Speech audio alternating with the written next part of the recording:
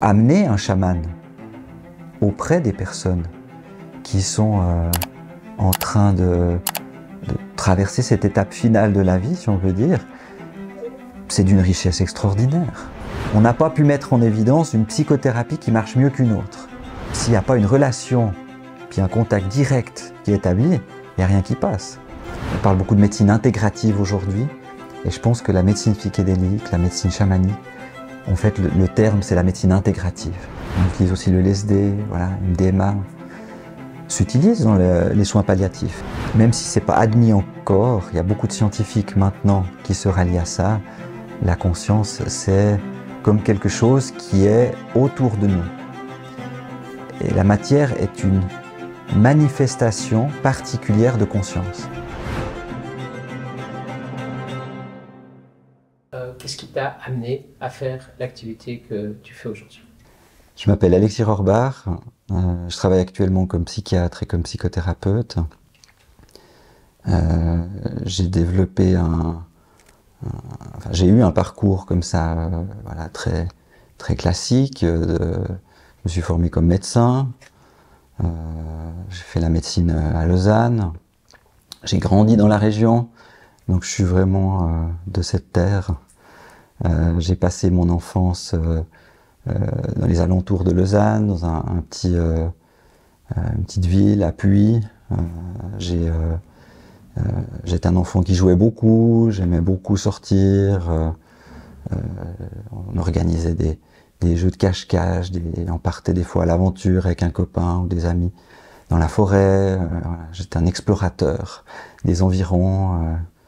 J'aimais beaucoup, voilà, tout ce qui bougeait, tout ce qu'on pouvait découvrir. Et puis, j'étais aussi très branché sur tous ces dessins animés où il y avait des Dragon Ball, La Guerre des Étoiles comme film, ou Les Chevaliers du Zodiaque, ces trucs où il y avait de l'énergie. Et puis on essayait un petit peu de jouer à ça aussi dans le quartier. Entre grimper aux arbres et jouer aux billes, on s'amusait aussi à s'envoyer des comètes de Pégase ou des choses comme ça. Bref, j'ai fait une scolarité assez standard, et puis j'ai fait ces études avec, je dirais, passion par rapport à la question de la relation humaine et à certains cours qu'il y a eu dans ce domaine-là. Aussi certains cours sur les médecines complémentaires, avec pas mal d'ennuis par rapport à toute la matière qu'il faut apprendre. J'avais heureusement une certaine facilité, donc j'ai pu apprendre tout ça entre deux matchs de beach volley. Je jouais beaucoup au beach volley à l'époque quand j'étudiais. Et puis j'ai eu la chance aussi de pouvoir partir une année en Angleterre, où j'ai fait une année Erasmus, ce qui m'a fait beaucoup de bien, parce que là-bas c'était beaucoup de la médecine plus pratique dans les hôpitaux, donc ça j'ai beaucoup aimé comme moment. J'ai pu faire aussi en 5e année des stages à l'étranger, à Paris, à la Salpêtrière, et puis en Équateur aussi. Ouais, il y aurait tellement de choses à raconter. J'ai beaucoup voyagé dans ma vie depuis l'âge de... déjà enfant, mes parents nous ont emmenés avec mon frère dans différents endroits, et puis après, jeune adulte, et puis adulte, je suis parti en Amérique latine, en Asie. Voilà. Et puis j'ai fait cette formation de psychiatre après, cette spécialisation, où j'ai choisi l'approche systémique, qui est, donc en Suisse on doit choisir un courant. L'approche systémique, c'est ce qu'on appelle l'approche familiale. On considère l'individu comme un élément d'un système, et ce dont il souffre, c'est un reflet aussi des relations qu'il a. Donc j'ai fait une formation de psychothérapeute, et puis j'ai appris à utiliser ces inspirations de toutes ces personnes qui transmettent l'approche systémique, Václavic, Bozor-Méninadji, enfin voilà, tous ces noms que certains ne connaissent sûrement pas, mais enfin qui sont très inspirants pour les systémiciens. Et puis, dans un de mes voyages, alors que je travaillais déjà, je suis parti en Asie du Sud-Est. J'ai fait une retraite de méditation, et je pense que c'est la première fois où j'ai fait une expérience comme ça, de toutes sortes de choses qui m'intéressaient déjà beaucoup. j'ai toujours aimé dans ma vie la philosophie, les discussions sur la conscience, la vie après la mort. Toutes ces choses-là m'ont toujours beaucoup intéressé. J'ai lu beaucoup de choses, je m'intéressais beaucoup au bouddhisme. Et voilà, tout ça, mais avec l'approche comme ça des livres et des dialogues, des dialogues parfois passionnés. Et quand j'ai fait cette retraite de méditation, là j'ai eu une expérience très intense, profonde de quelque chose, de dire waouh, quel monde il y a là aussi quand je me tourne à l'intérieur. Et ça a été une sorte de rencontre avec moi-même, à un autre plan. Et puis j'ai pas cessé, c'était en 2005 à peu près, j'ai pas cessé depuis lors de continuer à plonger dans cette expérience de la méditation. J'ai fait beaucoup de retraites et parallèlement à ce parcours scientifique et à cette carrière de médecin, ce parcours de psychiatre, j'ai aussi beaucoup développé cette spiritualité ou cette approche, disons, d'intériorité.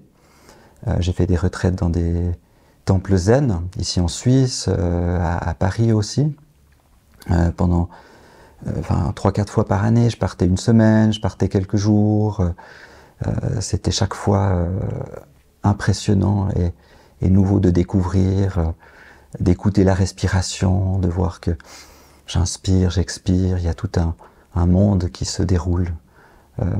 Et c'est comme si je vis, je meurs, il y a toutes ces images qui viennent, des cycles qui, voilà. Puis tout ça en parallèle des études très, très scientifiques comme elles se font ici, dans notre monde occidental.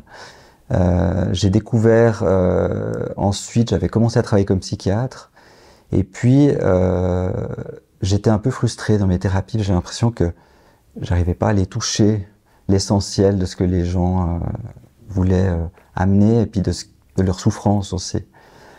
Et c'est là que je suis tombé sur un livre grâce à un ami où je lui ai passé un livre, il m'a redonné un autre livre, puis c'était sur une psychologue qui travaillait avec le chamanisme.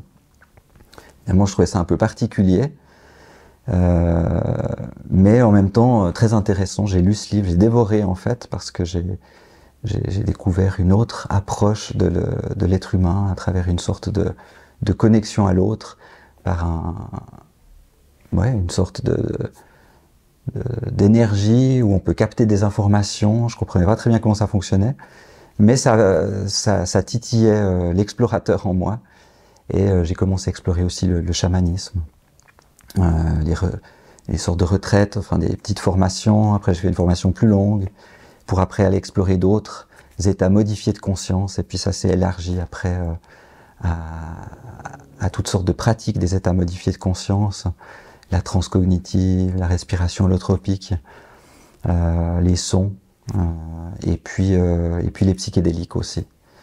Le titre de ce livre et de cet auteur dont tu parles? Alors il s'agit de Sandra Ingerman, Guérir le moi fragmenté. C'est une psychologue qui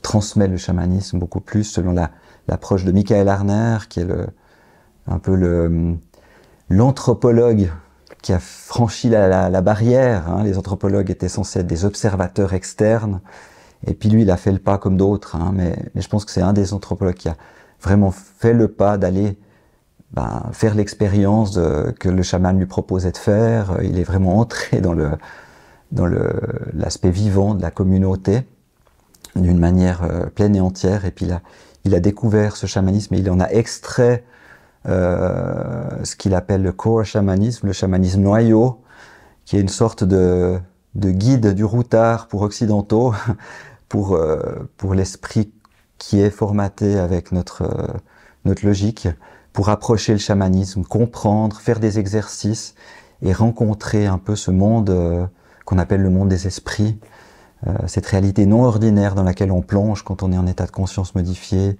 souvent avec le tambour chamanique qui nous plonge là-dedans et qui nous permet de découvrir des choses sur soi, mais aussi alors sur l'univers qui nous entoure. Et si la méditation m'a plongé dans quelque chose qui est une sorte d'attention très ouverte, très large, très flottante, très profonde. Le chamanisme, je pense que ça m'a apporté l'intention, qui est une énergie dans laquelle on va chercher quelque chose. On va plutôt chercher des réponses à des questions qu'on se pose, des messages, quel chemin prendre. On va chercher certaines énergies en soi, pour soi, puis après pour aider les autres aussi. On peut commencer à utiliser ça pour venir en aide à d'autres personnes. D'accord. Et comment tu proposes quelque chose t'as franchi le pas du chamanisme, on peut dire, hein, et tu proposes une approche différente des autres psychiatres en général, qui associe le chamanisme à ta pratique. Est-ce que tu peux en parler? Oui, en fait, c'est intéressant parce que je pratiquais cette méditation depuis longtemps, mais c'est vrai que je la séparais de ma pratique. Sauf une ou deux fois où j'ai fait une petite méditation. Je parlais de méditation, mais je pratiquais pas tellement avec les patients.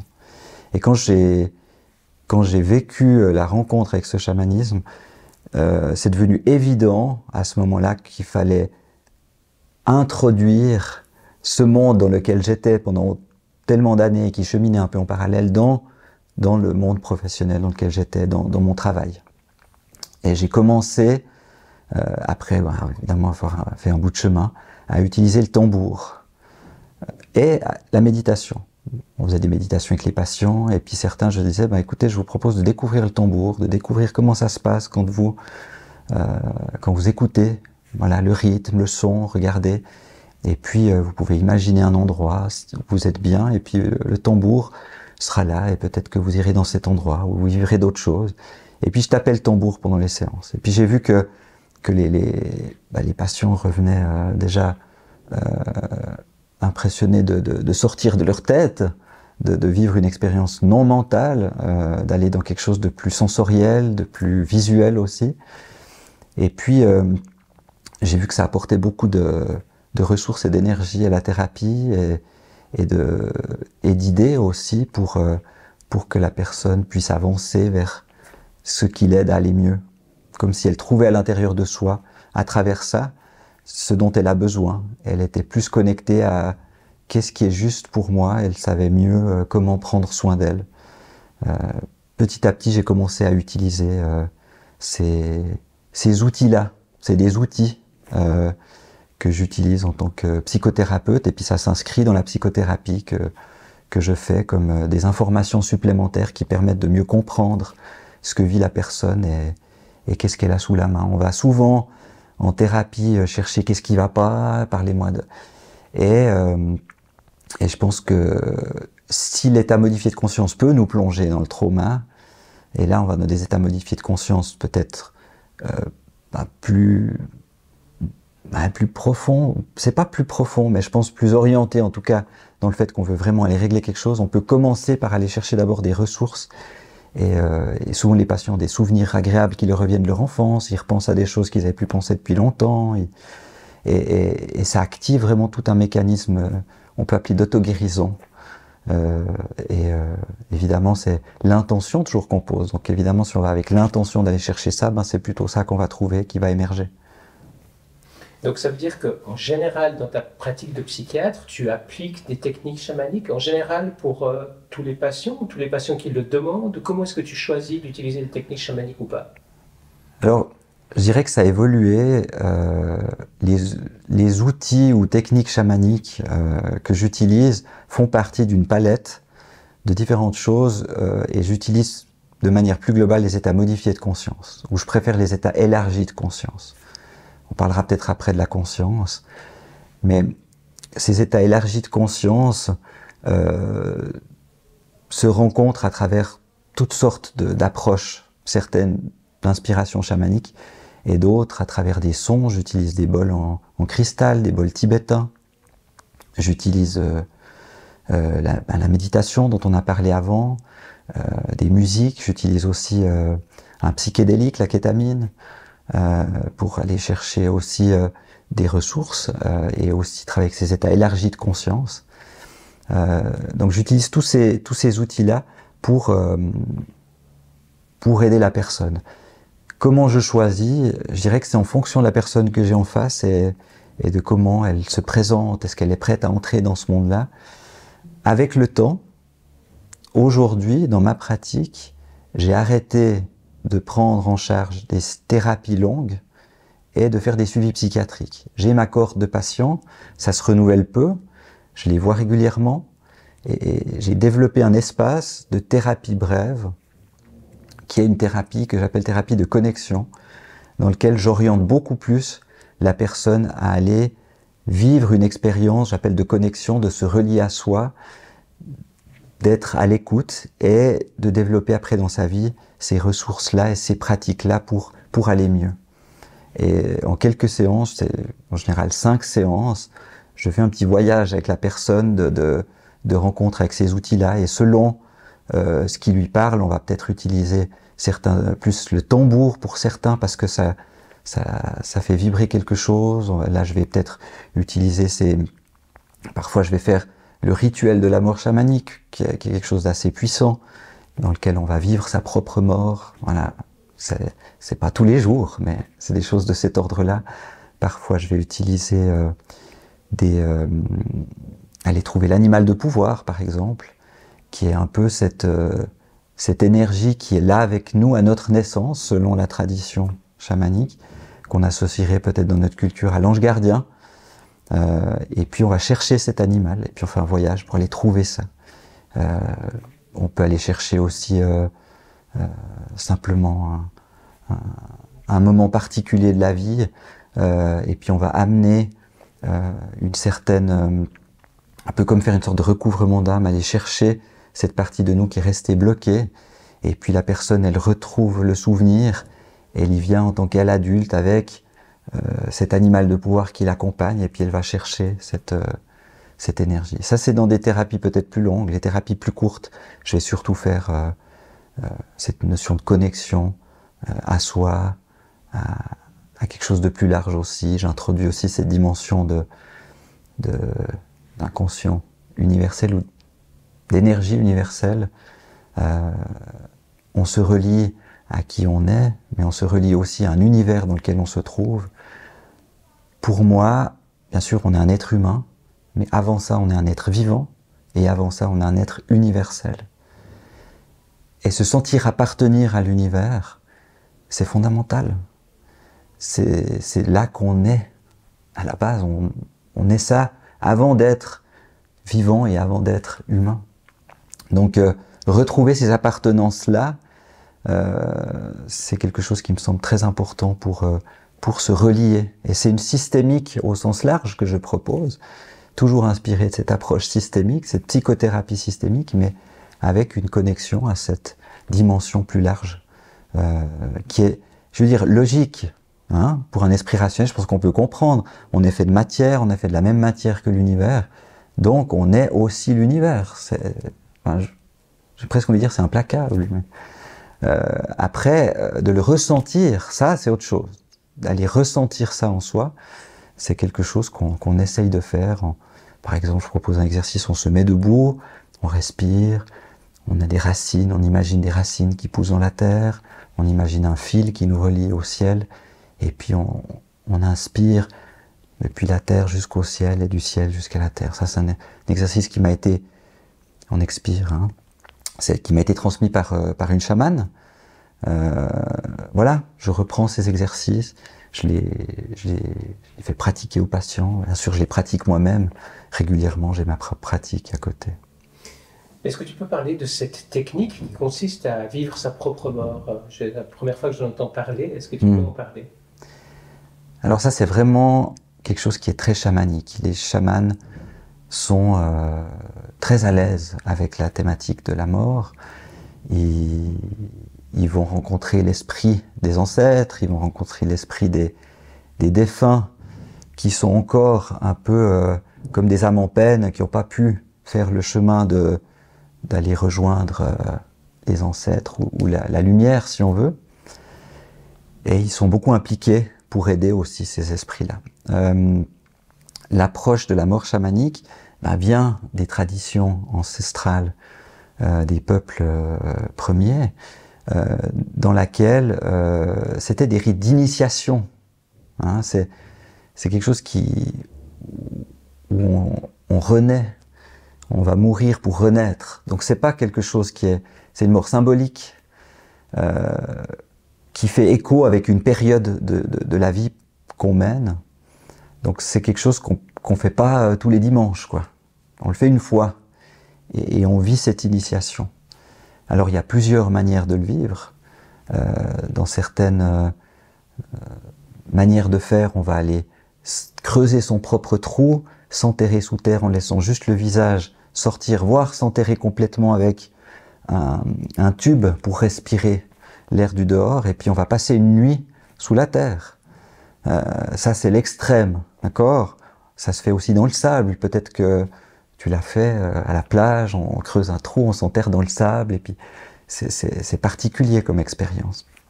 Le rituel va pousser ce vécu-là jusqu'au bout en disant, maintenant tu vas, on va dire, imaginer que ton corps se décompose dans la terre, ou, et ça c'est un exercice qui est aussi inspiré de ce qu'a transmis Michael Harner, tu vas imaginer que les esprits, les animaux alliés, ton animal de pouvoir peut-être, enfin les animaux qui t'entourent vont venir dévorer ton corps. Et puis on visualise tout ça, et en visualisant tout ça, on le ressent, et le corps se défait, devient os, voire est brûlé, devient poussière. Et il y a un moment où on fait l'expérience d'être sans corps. Voilà. On laisse un petit peu flotter, on reste là-dedans. Et puis hop, le corps se reconstitue. On demande au corps de se reconstituer. Et là, le corps reprend vie, reprend forme. Il est tout jeune, ou peut-être qu'on a changé de genre, ou peut-être qu'il est complètement différemment. On est tout à coup très fort, ou alors tout à coup tout mince. Voilà, il est différent. Et puis on se réveille, et il y a quelque chose d'une nouvelle énergie qui circule dans le corps. C'est ça le rituel de la mort chamanique, en apportant un petit peu différentes traditions dedans. Enfin, c'est complexe. Ce mot chamanique, je pense que ça mériterait qu'on en dise quelques mots. Alors justement, on va parler du chamanisme, mais justement, tu travailles avec une chamane dans ta pratique. Dans quel cadre de pratique tu travailles avec elle, et comment est-ce que vous partagez votre travail? Alors, on a développé une relation, maintenant ça fait depuis 5 ans. Je travaille dans le cadre de la psychothérapie toujours, et puis plus récemment de la thérapie brève.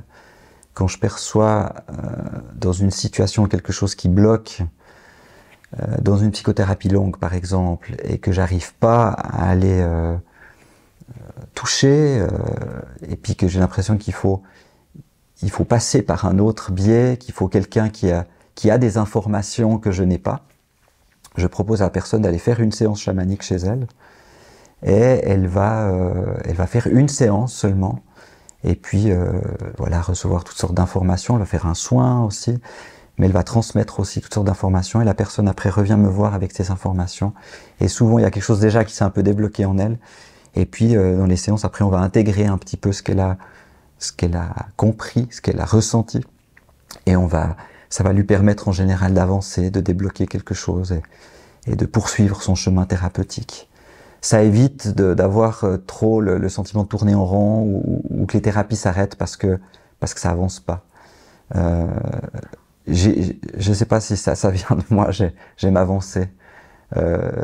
Alors, je force pas, je fais pas les gens là où ils veulent pas, mais voilà, je sens vite quand ça s'arrête, quand ça coince. Donc voilà, c'est une relation, c'est une approche avec une façon qui pour moi ouvre une grande porte pour aller plus loin.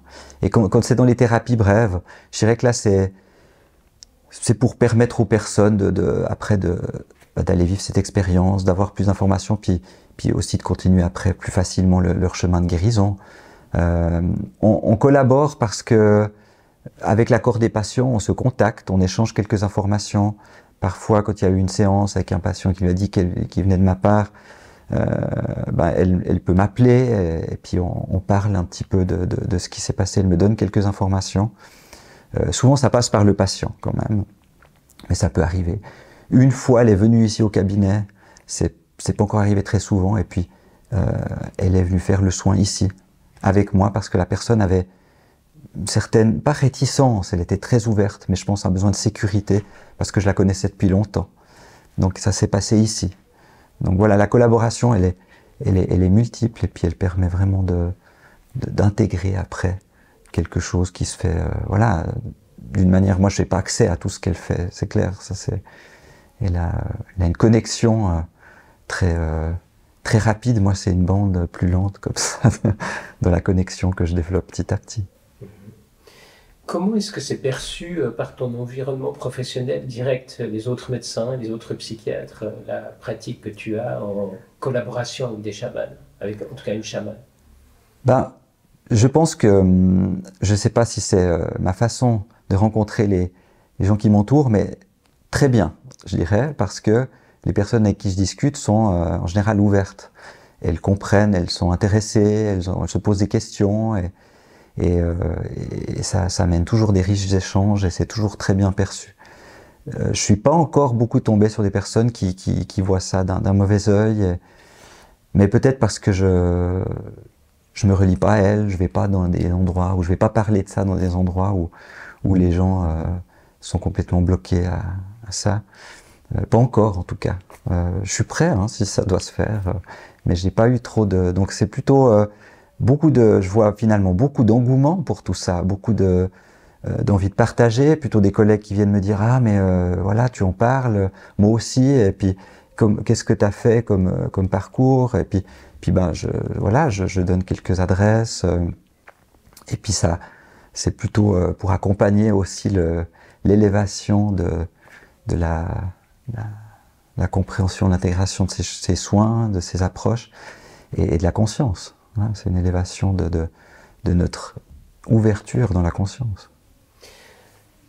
Il y aura prochainement la journée mondiale des soins palliatifs, et à cette occasion, il y a un congrès, une série de conférences qui est organisée à Morges, près de Lausanne en Suisse.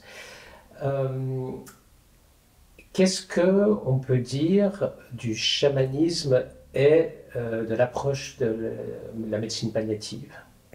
Est-ce que ça te va si on reprend un petit peu ce terme de chamanisme avant de voir comment il s'insère avec les soins palliatifs? Très volontiers. Parce que le mot chaman, c'est un mot qui est devenu un peu courant maintenant, qui peut faire encore quelques réticences.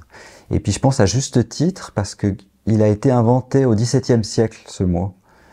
C'est grâce au travail de recherche de Jérémie Narby, notamment, qu'on peut remonter à ses origines, qui est un anthropologue, qui a beaucoup étudié aussi et qui donne une valeur particulière aux mots. Et puis je trouve que c'est important les mots qu'on utilise. Et ce mot chaman a été inventé, si on veut, par un prêtre qui avait besoin de décrire ces personnes qui pactisent avec le diable dans la vision chrétienne de l'époque, qui sont dans une sorte de sorcellerie, dans une sorte de... Donc il a utilisé ce mot qui était inspiré du langage mongol, en Sibérie, et puis il a utilisé ce mot pour parler de ces gens-là. Ce mot, dans la langue originelle, peut vouloir dire guérisseur, mais veut aussi dire celui qui danse. Donc voilà, il est imbibé de tout ça, ce mot. Et puis je pense que on a condensé quelque chose qui est tellement vaste, tellement varié, tellement divers, que je pense qu'il faut faire très attention à pas réduire tout ça, et puis toujours avoir un respect pour d'où vient cette pratique, quelles sont les racines de cet exercice, de cette transmission. Comment est-ce qu'on se relie à ça, qui a pratiqué ça et dans quel contexte? Parce que le chaman, à la base, c'est quelqu'un qui est, oui, guérisseur, mais qui est surtout quelqu'un qui guide le village. Il peut être même parfois une sorte d'homme sage, mais d'homme politique du village. Il a occupé des fonctions aussi de dirigeant. Donc c'était un homme respecté, respectable dans la communauté dans laquelle il était. Et dans chaque culture, c'est très différent. Donc il n'y a pas un nom qui peut décrire tous les styles différents. Donc c'est là que je pense que on a ramené ça à chamanisme, et puis on s'inspire de quelque chose qui est ancestral. Et puis il ne faut pas oublier que peut-être quelque chose qui caractérise le chamanisme, c'est le fait qu'on est relié, oui, au monde des esprits, on l'appelle comme ça dans la plupart des peuples premiers, mais aussi à la terre, aux éléments, à la terre, à l'eau, à l'air, au feu, à l'éther aussi. On est fait de ces éléments-là, et le monde dans lequel on est vivant. La terre est vivante, le feu est vivant, l'arbre est vivant. On a ce lien direct. Et ça, c'est quelque chose, je pense, qui est difficile à comprendre pour nous, dans notre esprit rationnel. Et beaucoup de personnes qui pratiquent le chamanisme n'ont pas forcément cette connexion directe avec ce vivant, qui se reconstruit petit à petit à force d'entrer dans ce monde intérieur. Et c'est et je pense que c'est cet apport-là qui est de redonner de la vie, redonner vie, qui est peut-être si important pour les soins palliatifs. On y vient. Parce qu'on est confronté à la maladie, hein, à la souffrance, parfois extrême, souvent extrême, à la mort.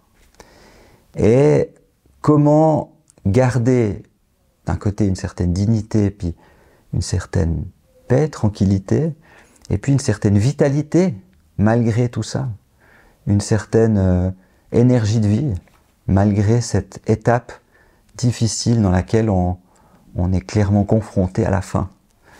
Et je pense que c'est là qu'il y a quelque chose où le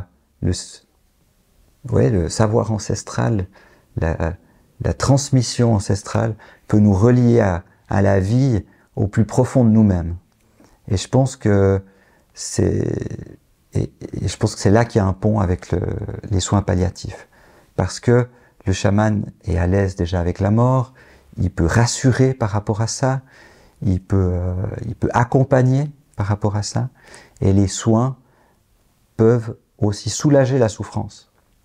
Les états modifiés de conscience nous permettent de percevoir la souffrance, la douleur très différemment. Donc on sort de la douleur, on observe la souffrance, on devient... Donc à travers les états modifiés de conscience, les états élargis de conscience, on a une perception de soi qui change, donc on peut vivre ce qu'on vit d'une façon plus apaisée. Donc je dirais oui les soins chamaniques, mais aussi les états élargis de conscience, je pense, peuvent beaucoup apporter aux soins palliatifs, à la fin de vie, et à ce passage vers, on peut dire, une sorte d'autre monde, ou quelque chose qu'on ne sait pas, ce qui nous attend. Et accompagner aussi les familles, parce que il ne faut pas oublier, s'il y a une personne qui est confrontée à ça, mais il y a tout un système aussi. Et je pense que c'est aussi important de pouvoir apporter des discussions là autour, des éclairages. Évidemment, on va parler des croyances de chacun, on ne va pas balancer des dogmes, hein, c'est pas ça. On va expliquer, explorer qu'est-ce qui peut résonner avec le système et avec la personne. Est-ce que tu as entendu parler déjà d'accompagnement chamanique dans le cadre de soins palliatifs ou d'une approche de la mort dans un cadre médical, ou est-ce que toi-même tu as pu accompagner des gens dans ce cadre-là? Alors, il y a une grande approche qui existe, à mon avis, dans les soins palliatifs.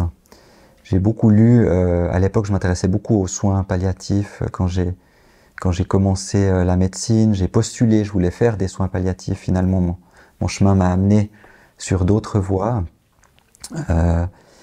Et puis, dans ces lectures, et puis aussi par rapport au bouddhisme, il y avait ce fameux livre tibétain des morts qui s'appelle le Bardo Thodol.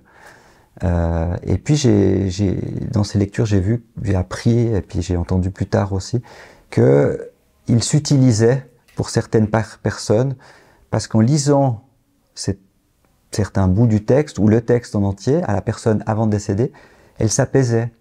Et puis certaines personnes demandaient qu'on leur lise quand elle serait partie, parce que c'est ça que font les Tibétains. Ils lisent le Bardot Dol aux personnes qui décèdent pour accompagner leur esprit vers le royaume qui les attend après, hein, le royaume des morts.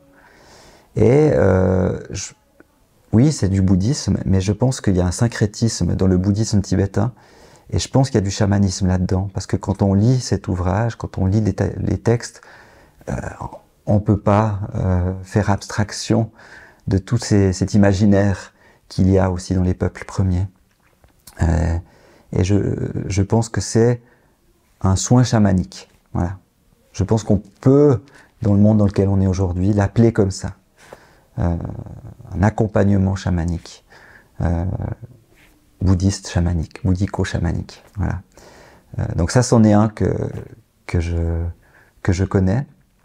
Et puis après, dans ma propre pratique, alors je suis pas vraiment confronté aux soins palliatifs tels qu'on les connaît, mais et bien que j'ai quand même des personnes qui se perçoivent comme en fin de vie parce qu'elles n'ont plus envie de vivre. Elles répètent de manière constante et régulière cette perte d'envie de vivre. Alors forcément, on est amené à parler d'exit. On est et puis de la souffrance dans laquelle ils sont. Est-ce qu'on peut expliquer ce que c'est que Exit? Parce que c'est pas forcément clair oui, pour tout le monde. C'est vrai. Exit est une association qui a été créée en Suisse par un médecin et puis qui a proposé pour les personnes qui sont accompagnées par tout un processus qui est long et complexe, mais qui répondent à certains critères, de pouvoir vivre leur propre mort de leur propre choix, ce qu'on appellerait l'euthanasie active. Donc elles peuvent recevoir, sur prescription d'un médecin, quelque chose qui met fin à leur jour, à un moment qui est programmé. Donc elles peuvent partir à un moment où elles ont choisi, avec leur entourage, si l'entourage souhaite être là à ce moment-là, elles peuvent organiser ça. Et c'est une manière de partir avec dignité et de pouvoir faire ce chemin de terminer sa vie pour aller vers la suite. Et cette association Exit est parfois évoquée dans les soins en psychothérapie, parce que certaines personnes, comme je disais, elles répètent cette intention-là, et on peut percevoir, parfois en tant que thérapeute, être touché par la profonde vérité qui émane d'une personne qui est posée, qui est tranquille quand elle dit ça, qu'elle ne verra pas dans sa vie quelque chose qui lui donnera envie de vivre. Puis on a essayé plein de choses, on a essayé plein de traitements médicamenteux, autres, chamaniques, des soins parfois chamaniques et tout. Donc là, il y a de l'accompagnement aussi avec ces soins-là, qui soulagent bien sûr, mais qui résout pas cette problématique de je veux mettre fin à mes jours. Parce que ça fait trop pour moi de porter ça. Et donc là, on peut travailler avec cette association qui accompagne les personnes. On entend souvent dire, dans les croyances de toutes sortes, justement les croyances parfois chamaniques ou dans d'autres traditions religieuses, et d'ailleurs on trouve de nombreuses traditions religieuses où le suicide est interdit, parce qu'il y a cette tendance de dire que ça ne résout jamais rien, qu'en fait on emporte nos problèmes avec soi. Qu'est-ce que tu peux dire de ça par rapport au chamanisme? Je ne sais pas ce que répondraient les peuples ancestraux par rapport à cette décision-là. Ni finalement ce qu'on pourrait appeler des chamans. Je ne pense pas que je peux me prononcer sur le fait qu'il y a quelque chose qui est juste ou qui n'est pas juste de leur point de vue, à mon avis. Je pense que la plupart, de manière générale, il y a une forme de dire c'est la personne qui est porteuse de sa propre vie et de ses propres décisions. Et je pense que c'est important que de garder cette cette liberté existentielle dans toute situation, même si quand on commence à être impliqué et puis à accompagner, on a besoin aussi de voir un sens hein, à ce destin qu'une personne pourrait choisir. J'ai pas l'impression qu'il y a... oui, alors on a des préjugés bien sûr qui viennent de notre tradition chrétienne et évidemment la première image qui est gravée dans notre inconscient collectif, c'est l'enfer. Une personne qui met fin à ses jours, elle est condamnée à l'enfer. Donc c'est difficile d'aller plus loin. Et je pense que c'est pour ça que c'est si difficile à accepter encore dans notre société cette question-là et cette liberté-là. Est-ce que la personne prend ses problèmes avec ou pas? Honnêtement, chacun doit répondre à cette question. Je ne crois pas qu'il y ait de... chacun doit se poser, et puis peut-être que la personne, elle préfère prendre ses problèmes avec et dire, ben voilà, j'arrive pas à résoudre ça. C'est trop pour moi, et je préfère faire ce saut, et puis si les problèmes doivent revenir et que je dois retravailler dessus, ben, peut-être que ça se fera autrement, avec d'autres, d'une autre manière, mais là je peux plus. Et puis j'arrive pas à aller plus loin. Donc je sais, voilà. Je pense pas que je peux me prononcer pour les chamans sur cette question. Je pense qu'on peut être confronté à ça, mais je pense pas que le chaman va s'impliquer là-dedans, comme on le fait dans notre système. L'impression que le chaman, il va dire à la personne ce qu'elle a à savoir de manière franche et directe, puis la personne, elle fait ce qu'elle a à faire après. Lui, il va pas se mêler de cette question-là. C'est complexe dans notre société, on se mêle de quelque chose là-dedans, on est amené en tant que médecin à s'en mêler parce que la société nous donne une forme de responsabilité par rapport à la vie et à la mort. C'est une des choses difficiles en tant que médecin, parce qu'on est amené à sauver la vie, puis pas à l'accompagner, puis qu'elle se termine. Donc c'est pas évident d'être confronté à ces questions-là. Donc c'est, je pense, quelque chose qui fait son chemin dans la société, mais qui est encore un gros processus à faire là autour. Comment est-ce qu'on pourrait imaginer intégrer la médecine chamanique à l'approche des soins palliatifs? Oui, ta question me fait revenir en arrière. D'une part, par rapport à la question de la question de médecine, et puis après par rapport à la question des soins palliatifs. La médecine, dans notre société, elle est définie par le fait qu'on confère à certaines personnes l'autorité et le pouvoir de faire des soins, de prescrire, d'accompagner, de guérir. Enfin, guérir pas, parce que c'est peut-être un mot qui est abusif, mais de soulager. Voilà. Le médecin, c'est celui qui est reconnu par la société dans laquelle il se trouve pour pratiquer ce qu'il fait. La médecine, elle est par définition scientifique, evidence-based medicine, c'est-à-dire basée sur les preuves, et c'est dans ce cadre-là que la médecine existe dans notre société. Selon les pays, et puis en Suisse, je dirais qu'on a une certaine souplesse par rapport à ça, on peut introduire dans la manière qu'on a de faire la médecine des outils.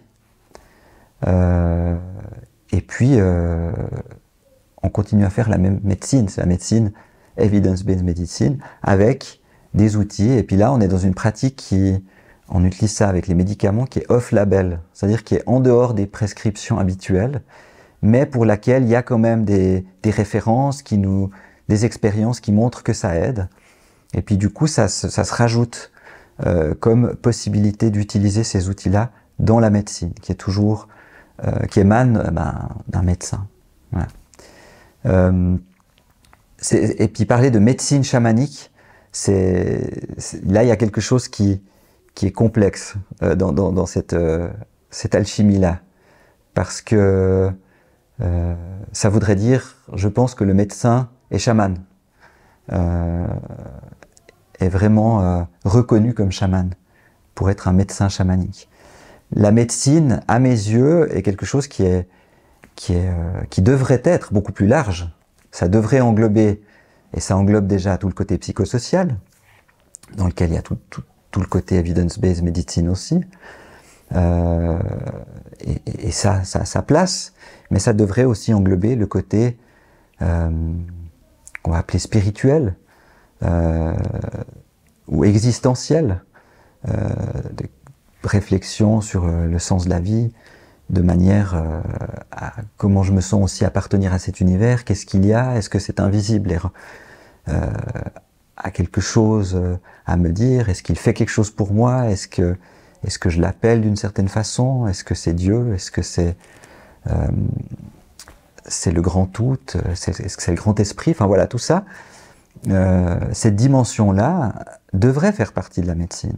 Il y a la médecine tibétaine, par exemple.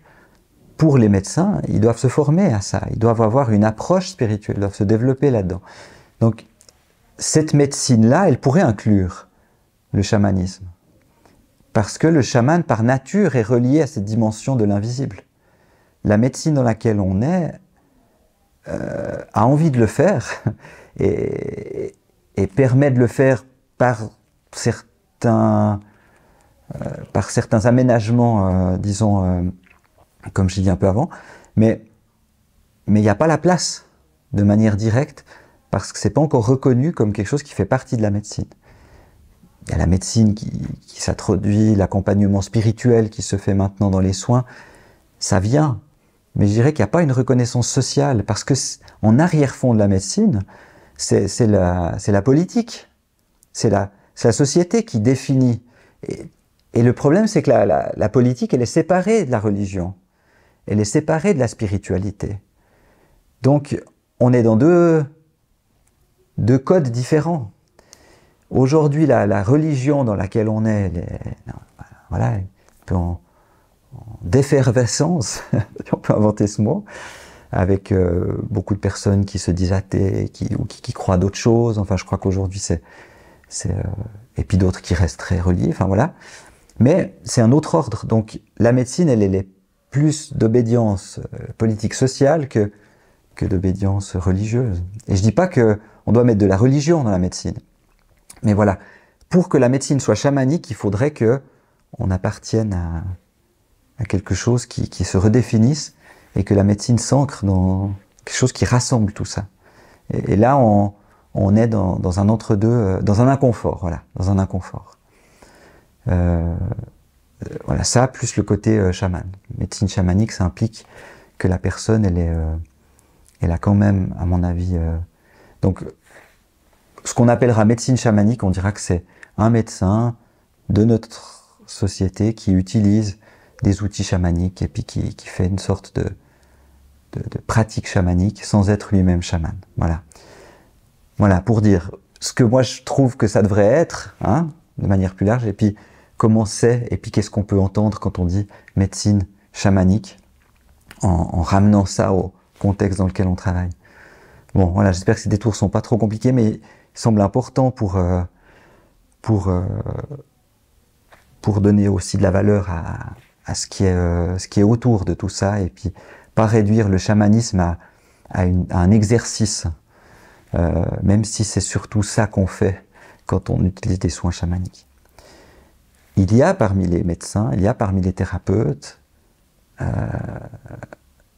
des personnes qui ont cette connexion, qui ne sont pas reconnus chamans, qui ne sont pas reconnus comme ça affiliés à ces courants,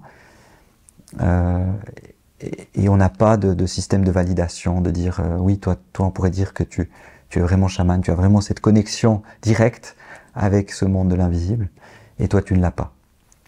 D'accord ? Comme je disais, personnellement, par exemple, moi j'ai pas une connexion directe. Peut-être que on dira, pour bien comprendre, je suis à la 3G comme ça, d'accord ? j'ai pas encore la 5G, je capte pas partout, ni à tous les moments. J'ai pas vécu une initiation vraiment de traverser quelque chose pour être, d'accord? Donc j'ouvre cette connexion, j'essaye de... Et puis il y a parfois où elle est vraiment très large, et puis je sens ce que ça peut être, mais c'est pas quelque chose qui est présent de manière aussi claire et directe qu'une personne qui est chamane. Voilà. Maintenant, la question des soins palliatifs, comme je disais, sans être un spécialiste des soins palliatifs, je pense que rassembler, utiliser de la médecine avec des outils chamaniques, ou amener un chaman auprès des personnes qui sont en train de traverser cette étape finale de la vie, si on veut dire, c'est d'une richesse extraordinaire. C'est ce que les gens veulent, je pense, parfois. C'est ce que les gens ont besoin. Parce qu'il y a quelqu'un qui a cette ouverture de pouvoir parler avec d'eux, avec tous ces thèmes, qui est à l'aise avec, qui les comprend, qui va leur donner des messages, peut-être des explications, mais aussi des ressentis, parce qu'il va les guider vers comprendre, puis ressentir ce que c'est vraiment de passer dans cet autre monde. Et je pense que c'est nécessaire d'avoir de la spiritualité dans ces moments-là de la vie. Médecine chamanique, chaman, professionnels qui sont en contact avec cette ouverture, la philosophie. La philosophie est parfois très rationnelle, donc il faut aussi faire attention que ce ne soit pas trop mental, mais elle peut ouvrir à des questions très profondes. Les philosophes sont dans le questionnement, et puis ça permet à la personne de parler des choses parce qu'elle a des questions, puis elle s'ouvre. Et ce qui est très important, c'est qu'elle ait à côté d'elle quelqu'un qui est à l'aise avec ça. Il y a une chose qui me semble très importante, et ça, il faut comprendre que là, on sort du côté médecine, chaman, médecin à l'hôpital, soins palliatifs. Les gens sont entourés de personnes qui leur viennent en aide. Et ce qui aide le plus une personne, c'est le lien, la relation qu'elle a avec cette personne qui vient à sa rencontre. Il existe par exemple des centaines, presque un millier je pense, de psychothérapies différentes. On n'a pas pu mettre en évidence une psychothérapie qui marche mieux qu'une autre. Par contre, il en ressort clairement que la relation est ce qui garantit le plus le bon développement et le bon déroulement de la thérapie en cours. Donc c'est le côté relationnel, c'est le côté vivant qui va se construire entre la personne qui est en face de nous, auprès de laquelle on va, et celle qu'on est. Si cette première connexion-là n'a pas lieu, ça sert à rien. On peut amener le chaman le plus doué du monde, le plus grand druide ou le plus grand mage, si on veut utiliser des choses de cet ordre-là, ou le plus grand prêtre. S'il n'y a pas une relation, puis un contact direct qui est établi, il n'y a rien qui passe. Donc c'est la première porte, elle est là. Donc faut pas oublier cette dimension relationnelle qui est quand même au cœur de toutes les médecines, de toutes les thérapies, de tous les soins. En t'entendant, moi j'ai l'impression que énormément de choses dépendent de la relation qu'on arrive à établir entre patient et médecin, ou de manière beaucoup plus générale, on voit aussi dans l'effet placebo que la manière dont un médicament est donné va changer l'effet du médicament, et que énormément de choses se construisent autour de la relation. Est-ce que tu peux nous en parler? Oui, mais là je pense qu'on touche au cœur en fait de tout ce qu'on discute.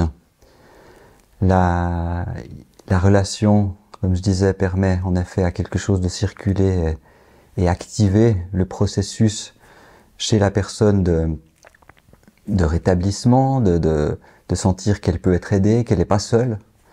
C'est fondamental de ne pas être seul. C'est comme une énergie à nos côtés. Quand quelqu'un en qui on a confiance, parce que c'est ça qui se passe. Tu parles du placebo. Le placebo, certes, passe par la relation, mais passe aussi par le fait que La personne, elle y croit. Et la croyance dans laquelle elle se trouve va aussi moduler. Donc, la confiance aide à croire, mais la propre croyance de la personne influence aussi ce qui se passe pour elle. Donc ça, c'est très important. Ça fait partie de la relation, ça fait partie aussi de la personne qu'on a en face de nous. Et on doit en tenir compte, on doit explorer ces croyances-là, on doit aller à leur rencontre, essayer de les comprendre, d'où elles viennent, proposer des fois des alternatives, voir comment la personne réagit, questionner, enfin, d'accord, il y a un gros travail qui se fait à ce niveau-là. On pourrait même le faire, tout médecin, hein, tout thérapeute qui donne quelque chose, une plante, mais devrait aller chercher aussi un petit peu ça. Parce que c'est vraiment pas le seul fait de prendre un placebo ou une plante. D'accord ? Et puis, la troisième chose, la relation qui est complètement enlevée et qu'on ne peut pas observer dans les études parce qu'elle n'a pas encore pu être mise en évidence, je pense, parce qu'on ne l'a pas encore conceptualisée, c'est la relation avec l'univers, avec cet invisible qui nous entoure. La personne qui est, elle, voilà, connectée, qui se sent faire partie de ce monde et qui sent que cette énergie-là travaille aussi pour le bien, peut être activée dans le sens du bien, va pas travailler de la même façon qu'une personne qui est connectée d'un point de vue relationnel. On peut activer cette énergie qui nous entoure, je sais pas comment l'appeler autrement, cette vibration qui est là autour, pour l'insuffler. Donc il y a une relation qui se construit, et quand la personne qu'on a en face de nous peut, elle aussi, construire une relation, puis ça fait partie d'un aspect de la thérapie, quand elle peut construire cette relation avec cette énergie-là, alors là, il y a quelque chose qui circule encore mieux.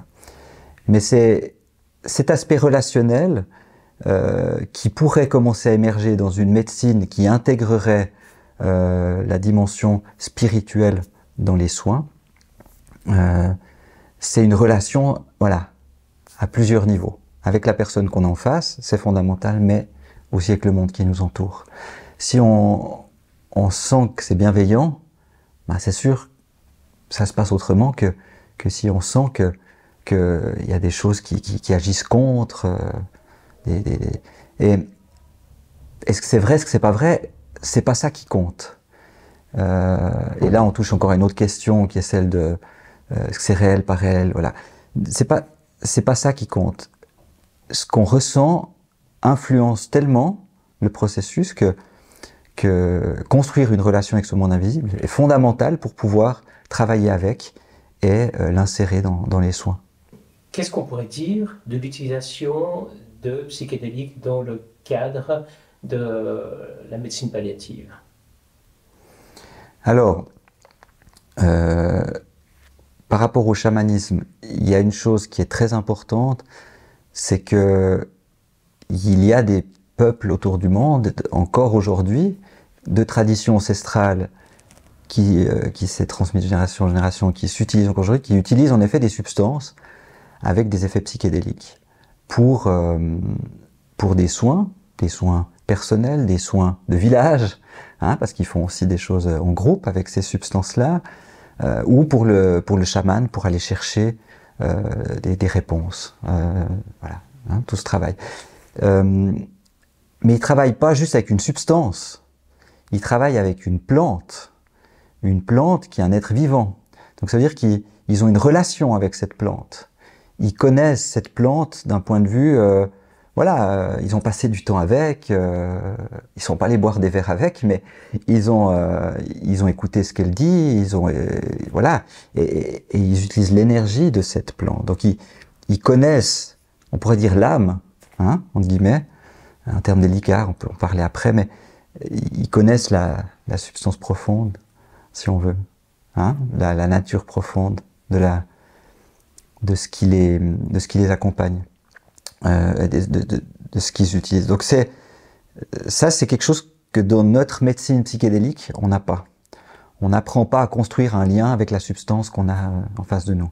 Certaines en plus viennent des laboratoires, alors comment on construit une relation avec une plante, parce que dans notre imaginaire, dans notre croyance, c'est chimique. ça vient d'un laboratoire. C'est chimique, donc c'est pas naturel, donc il n'y a pas d'esprit, ça peut pas être vivant.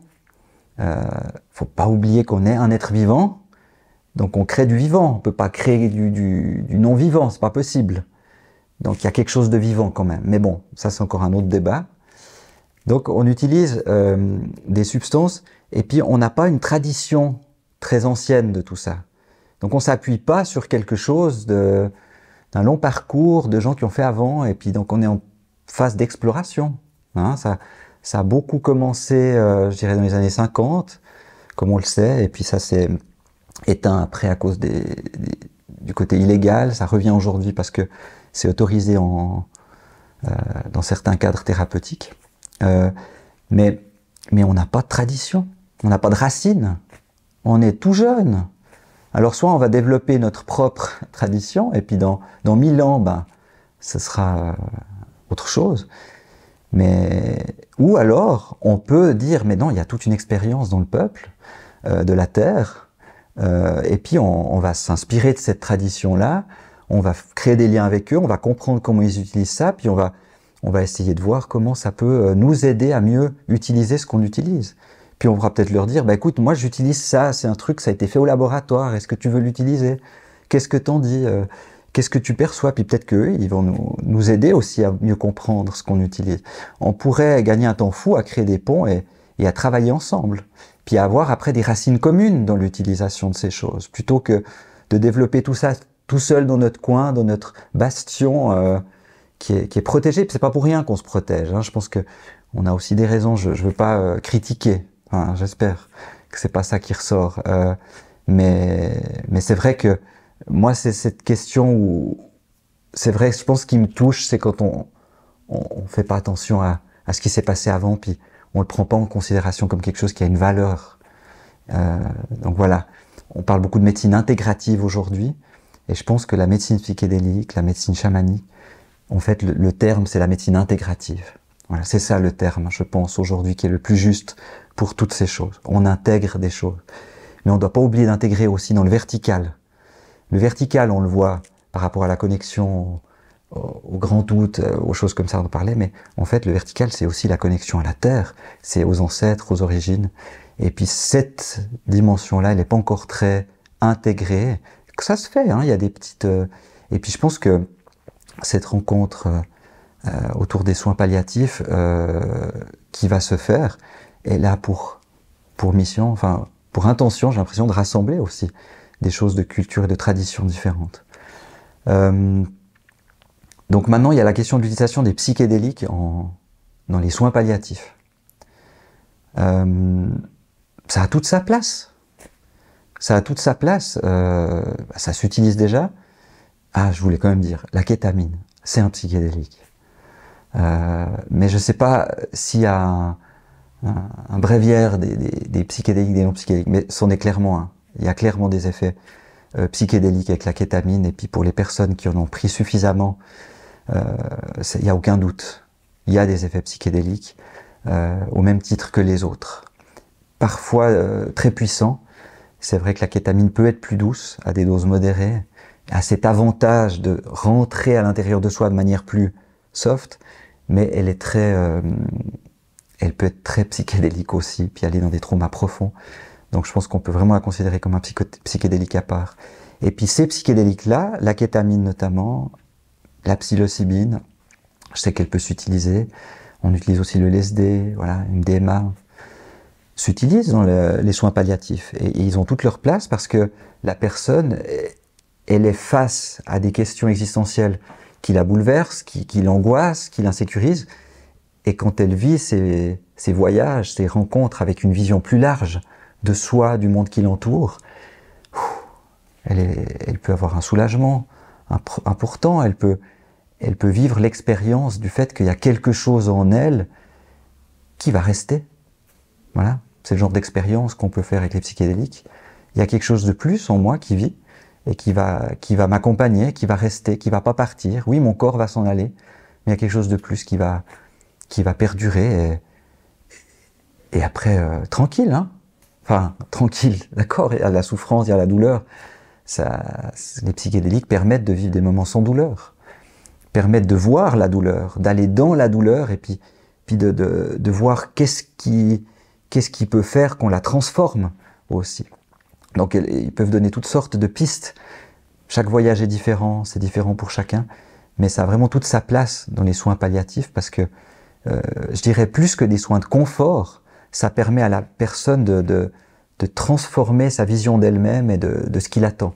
Alors, je savais que la médecine psychédélique était utilisée dans le cadre psychiatrique, mais je ne savais pas qu'elle était utilisée dans le cadre des soins palliatifs. Alors, tu as l'air de parler comme si c'était un fait connu. Donc, comment est-ce que c'est utilisé? Est-ce que c'est au niveau du thérapeute directement avec son patient ou dans le cadre de plus grands groupes dans les hôpitaux de soins palliatifs, par exemple? J'étais récemment à un congrès autour des psychédéliques et d'utilisation dans les soins psychiatriques, donc de médecine psychédélique.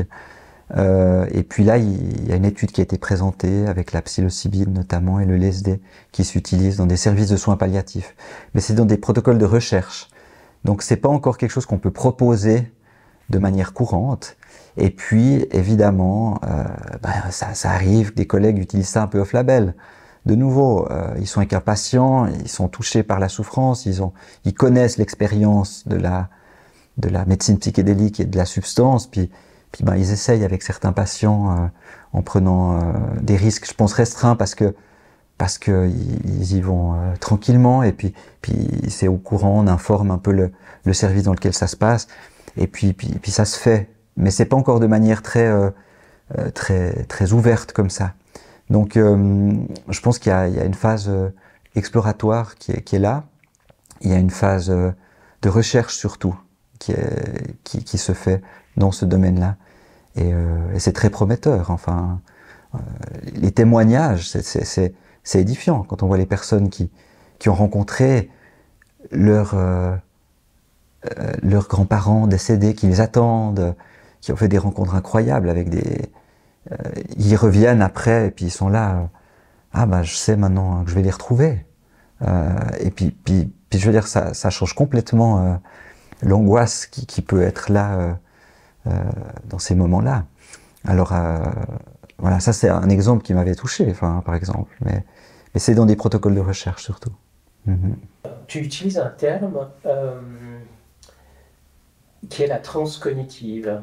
Est-ce que tu peux nous expliquer ce que c'est? Alors la transcognitive est une nouvelle approche qui est développée en France. C'est Corinne Sombrin qui développe et qui a implanté, qui a conçu cette transcognitive qui s'appelle sous l'acronyme TCAI, transcognitive auto-induite. Corinne Sombrin est musicologue, journaliste aussi, elle est partie, son histoire, elle a été mise en film, il y a un film qui s'appelle Un monde plus grand qui est intéressant à regarder, même très intéressant à regarder si on s'intéresse à ça. Elle est partie en Mongolie et lors d'une cérémonie où elle enregistrait, elle est partie en transe. Elle venait là vraiment comme pour participer à une émission.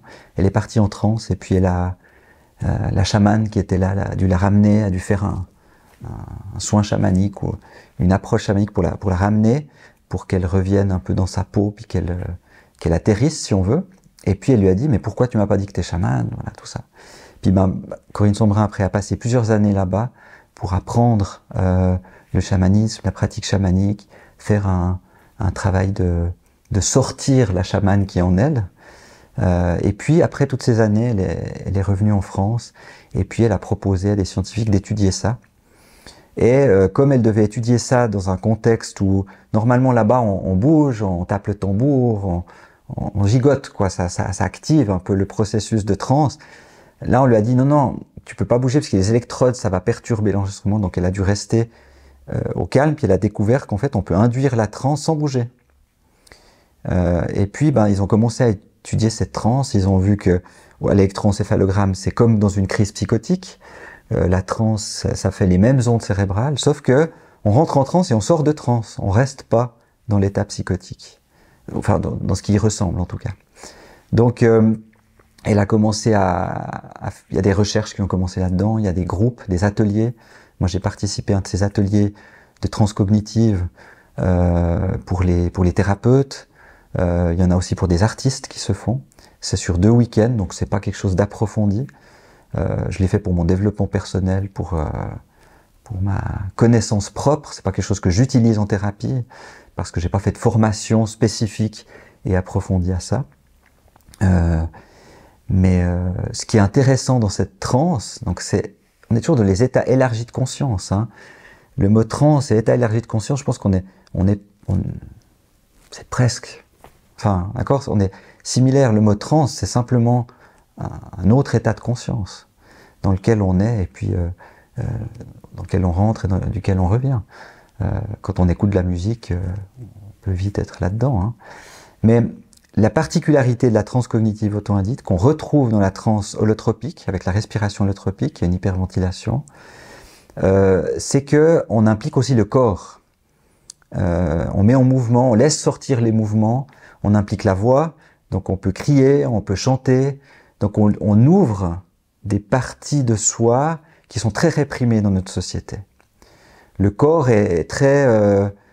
voilà, on peut se comporter d'une manière mais pas d'une autre. Le comportement, il nous est inscrit depuis le plus jeune âge à l'école, il faut rester assis à sa place et tout. Donc le corps est très très limité dans ses possibilités. Et c'est dans le corps que ça va travailler la transe cognitive ou la transe holotropique, et ça permet de libérer énormément de choses. Et là, c'est induit par une boucle sonore, la transe cognitive.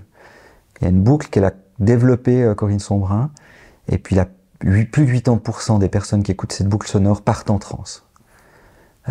On a toujours un petit contrôle, hein, d'accord, mais on lâche, on laisse faire, et puis comme on est dans une ambiance aussi où on se lâche, eh ben, ça permet que on y va, et puis on laisse le corps faire, puis tout à coup, le corps a envie ou on a envie avec lui de se mettre dans une posture particulière, comme un caillou, ou de marcher un peu comme un renard, comme ça, tout doux, ou bien de galoper comme un cheval, ou alors simplement d'être comme une plume, et puis d'être tout léger. Enfin, on peut sentir dans cette peau-là, avoir même des sensations physiques de cet ordre-là, et puis quand on revient de là, on a vécu quelque chose qui reste, puis après on doit prendre du temps pour l'intégrer, et puis lui donner un peu du sens, de la place, et puis souvent ça nous apporte quelque chose dont on a besoin. Là aussi on pose une intention souvent, et puis petit à petit avec ces trans on peut aller mieux, s'ouvrir, se libérer, être plus souple en fait. Ça, c'est du travail de souplesse. Hein, quand on fait ces exercices de stretching, on assouplit un peu le corps, ça c'est de la souplesse à un autre niveau, et on s'assouplit. Et plus on est souple à travers les expériences de transe, plus on est souple après dans les croyances, dans les possibilités, dans l'imaginaire. On peut imaginer toutes sortes de choses. On a très peur d'imaginer trop de choses parce qu'on a l'impression que si on imagine des choses, on va être bizarre, on va nous prendre pour quelqu'un de bizarre. Donc on s'autorise pas beaucoup à imaginer. Donc l'imaginaire, c'est la ressource fondamentale et principale, je pense, de la transe. Et c'est là que peut-être moi je reste dans ma peau de psychothérapeute parce que l'imaginaire est ma frontière. Je vais pas dire il y a des esprits. Je vais pas dire comme le chaman, il y a le monde des esprits, puis il y a les esprits. Je vais pas dire qu'ils n'existent pas. Pour moi, on est capable d'imaginer des choses au point que quand on est avec elles, on fait plus la différence si c'est quelque chose qui appartient au monde imaginaire qu'on a nous-mêmes ou qui est à l'extérieur de nous. Et c'est tout à fait possible de dire les deux. Non, c'est moi qui l'ai créé. Non, c'est venu de l'extérieur. Les deux sont valables. Il n'y en a pas un qui est plus vrai que l'autre. Et on a une interface qui est justement dans cette relation dont je parlais avant avec cet invisible qui nous entoure. On touche à quelque chose où parfois on se dit non mais moi je peux pas avoir imaginé un truc pareil, c'est pas possible. Là je sais que c'est vrai. Et voilà, puis après on revient de là, puis on met de la distance, on réfléchit, on intègre, on reste ancré dans la réalité dans laquelle on se trouve, parce que c'est important. Une personne qui rentrerait en transe, puis qui resterait après sans savoir ce qui est dans ce monde-là, puis ce qui est vrai autour d'elle, elle peut pas pratiquer ça. Il faut pouvoir apprendre à partir et à revenir. Donc ça, c'est un des grands trucs du chamanisme. On construit un point de repère, d'accord? Et puis on a un point de ralliement. On part, mais il y a le retour aussi. Puis hop, on revient. Et puis si on revient pas complètement, le thérapeute qu'on est ou le chaman, il nous aide à revenir vraiment pour qu'après on puisse repartir tranquille et puis traverser la route sans risque. Qu'est-ce que la conscience? Ah, la conscience. C'est quelque chose qui est magnifique. Déjà comme mot, parce que c'est un mot qui relie tellement de domaines que presque tout le monde peut en parler. Tout le monde peut en parler. Un enfant peut parler de la conscience. Du coup, c'est un mot qui est très général et puis qui permet de discuter autour de quelque chose. Alors bon, voilà, dans notre culture, la conscience, c'est quelque chose qui est le phénomène d'avoir une vision de soi-même.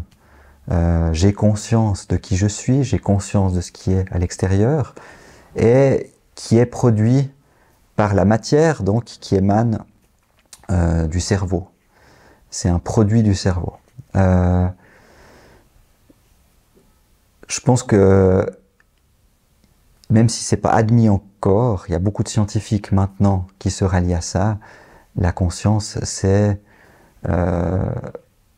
maintenant, je crois, possible de la penser déjà autrement, comme quelque chose qui est autour de nous.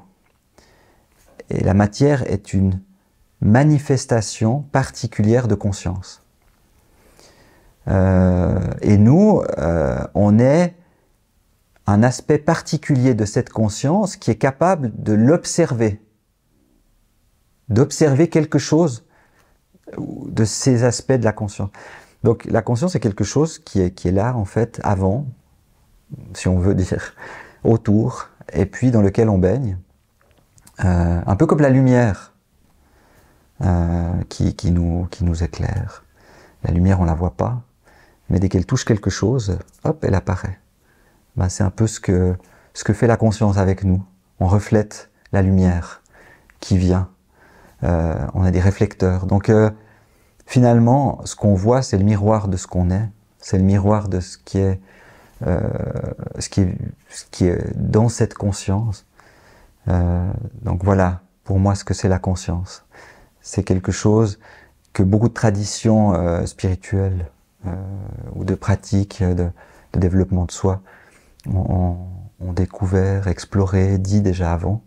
Et puis je pense qu'aujourd'hui, pas mal de scientifiques, notamment autour des psychédéliques, qui font des expériences de conscience qui sont tellement différentes d'une conscience limitée à je dans cette tête, que remettent en question et puis peuvent faire l'expérience de ce qu'on appelle ce grand tout, cette grande conscience. Donc moi j'écris conscience avec un grand C quand il s'agit de cette conscience sens large, et conscience avec un petit c quand on parle de la conscience plus mentale, plus conscience de soi. Quelle est la nature de la réalité? La réalité, je pense qu'elle a plusieurs couches. La réalité ordinaire telle qu'on la définit entre nous, c'est quelque chose qui se construit à travers une observation commune qui se partage. Donc on construit ensemble une réalité dans laquelle on voit la même chose, du coup on l'appelle d'une certaine façon, et cette chose-là, on objectifie, res, donc réalité, c'est la chose en latin. Donc on rend objet quelque chose, et puis il y a un consensus qui se crée. C'est pas, bien sûr, il y a une réalité personnelle, et puis on peut imaginer tout ce qu'on veut, puis on peut dire ah mais c'est vrai une telle chose. Mais je pense que la réalité dont on parle le plus, c'est la réalité ordinaire, la réalité matérielle, c'est ce qu'on touche, c'est ce qu'on voit, et c'est ce qui qui nous permet d'être ensemble autour d'une même chose. On est moins à l'aise avec déjà la réalité subjective. C'est-à-dire, là, on commence à avoir des idées sur les choses. C'est pas des choses qu'on voit, c'est des choses qu'on conçoit. C'est des choses qu'on pense ou qu'on ressent. Et puis là, on peut se mettre d'accord et puis avoir une réalité subjective commune dans un groupe. Tout à coup, on a vécu quelque chose, une expérience commune, et puis on a tous été touchés, peut-être de manière un peu différente, ça c'est subjectif, mais on a quelque chose de commun dans ce subjectif qui se retrouve.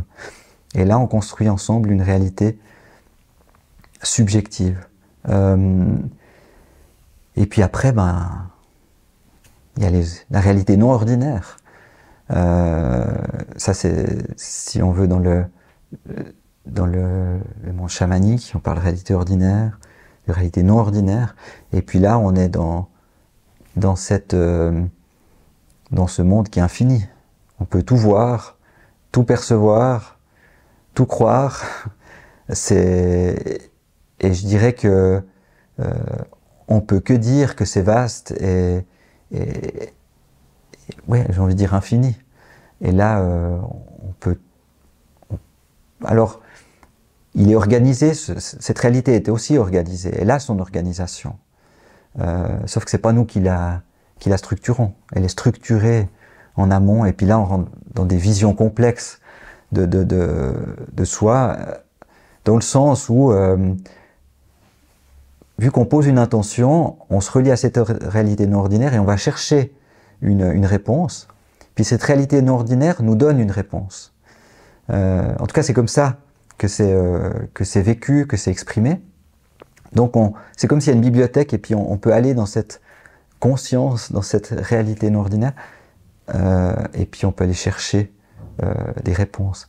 Mais voilà, ces plans de réalité-là, ils sont à explorer, à découvrir, et je pense que les états élargis de conscience nous permettent de rentrer en relation avec et puis de découvrir tout ça.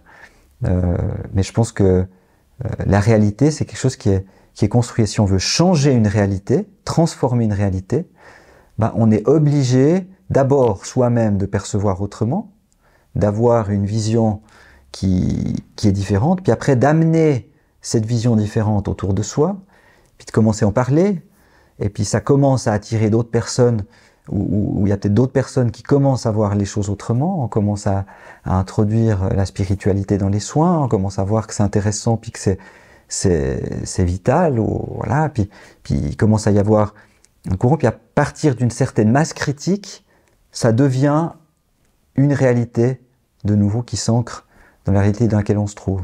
Mais c'est, je pense, un phénomène qui est construit, voilà, qui est construit et puis auquel on se raccroche pour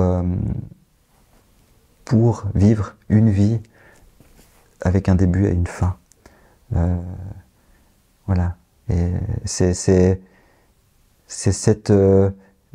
réalité-là avec laquelle on peut commencer à jouer quand on va dans ces états élargis de conscience.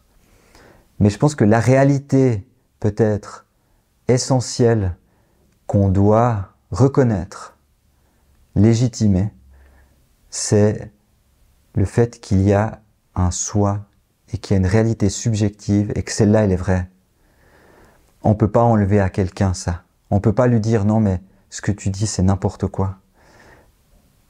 On peut penser que c'est n'importe quoi, mais aller dire à quelqu'un « c'est n'importe quoi », c'est faire abstraction du fait qu'il y a quelqu'un qui vit quelque chose et puis qui ressent quelque chose. Et je pense que le plus grand trauma de la société, c'est de s'être coupé de ce soi dans lequel on peut sentir ce qu'on est, ce qui est pour soi, ce qui pour soi a de la valeur et du sens.